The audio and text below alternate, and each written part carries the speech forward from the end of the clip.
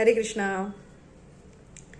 भगवंत म्हटले की भगवद्गीता आठवते, भगवंत म्हटले की अर्जुन आठवतो, भगवंत म्हटले की भागवतम आठवतं, भगवंत स्मरणात आले की महाभारत आठवतं, भगवंत आले की राधाराणी तर आलीच, भगवंत म्हटले तर त्यांचे सगळे अवतार आठवतात, भगवंत म्हटले तर त्यांचे अनन्यसाधारण भक्त आठवतात.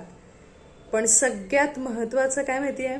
भगवंत म्हटले आणि भगवंत म्हणजे काय असेल तर वृंदावन.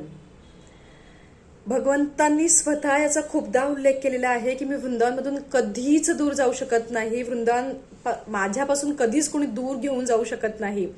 इतकं ब्रजवासियांचं, वृंदावनवासियांचं भगवंतांप्रती समर्पण होतं, इतकं इतकं त्यांचं प्रेम होतं, इतका तो प्रेमाचा भाव होता.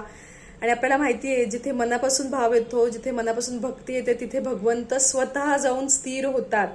म्हणूनच तर म्हणतात ना की जे मन नितळ आहे, जे मन स्वच्छ आहे, त्या मनात भगवंत असतात. त्याच्यामुळे आज मी मनापासून ही जी आपली जन्माष्टमीपर्यंतची सेवा आहे, आज मी मनापासून तुम्हाला एक रिक्वेस्ट करीन की एकदा तरी वृंदावनला भेट द्या. बघायला गेलं तर वर्षातून एकदा तरी वृंदावनला जावं. पण सुरुवात तर करूया. एकदा वृंदावनला जा. मी तुम्हाला अगदी ओपनली हे चॅलेंज देते की तुम्ही वृंदावनला भेटून आलात आणि तुमच्यामध्ये, तुमच्या घरातल्या माणसांमध्ये थोडासा पण बदल घडला नाही असं कधीच होऊ शकत नाही. त्या जागेचे वाईब्सच इतके डिवाईन आहेत ना, गेल्या जाणवतं. आणि जेव्हा तुम्ही भक्तांबरोबर वृंदावनला जातात, भगवंतांच्या कथा ऐकत वृंदावनमधल्या प्रत्येक जागेला तुम्ही भेट देतात, तेव्हा तुम्हाला जाणवतं की भगवंतांनी त्यांचं बालपण इथे घालवलंय. प्रत्येक ठिकाणी भगवंतांनी रचलेल्या लीला, झालेले रासलीला, म्हणजे अगदी ही यात्रा कराच आयुष्यातली. आपण जाताना ना वृंदावनला काहीतरी वेगळेच असतो आणि जेव्हा ती यात्रा पूर्ण होते तेव्हा परत आलेले आपण काहीतरी वेगळेच असतो. इतक्या वेगळ्या गोष्टी घडतात, इतकी जादू घडते, आपल्यालाच कळत नाही मी ही का, म्हणजे माझ्याकडून हे होतंय का, माझ्या मनात हे सगळं घडतंय का. वृंदावनला जेव्हा मी पहिल्यांदा गेले तेव्हा मी फक्त माझ्या आईच्या मागे गेले होते. तेव्हा माझा मुलगा हार्डली 2.5 वर्षाचा असेल.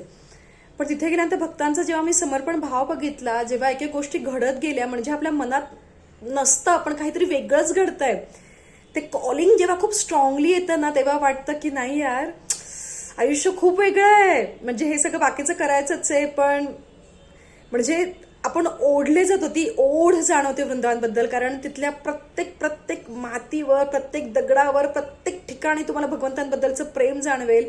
लिटरली आम्ही जेव्हा वृंदावनला आता गेलो होतो मध्ये, तेव्हा आमचं जे ड्रायव्हर काका होतं त्यांनी वृंदावनमध्ये एंट्री केल्या तिथल्या भूमीची अशी नजर काढली. म्हणजे काय त्यांचं प्रेम असेल भगवंतांबद्दल. मला ते बघून इतकं भारी वाटलं ना की किती भाव आहे ना तो, किती गोड भाव आहे की मी माझ्या देवाची दृष्ट काढतेय. म्हणजे काय बोलू मी अजून. पण वृंदावनमधल्या खूप अशा जागा आहेत. बाके बिहारी आहे, निधिवन आहे, ते तुम्ही तिथे नक्की भेट द्या.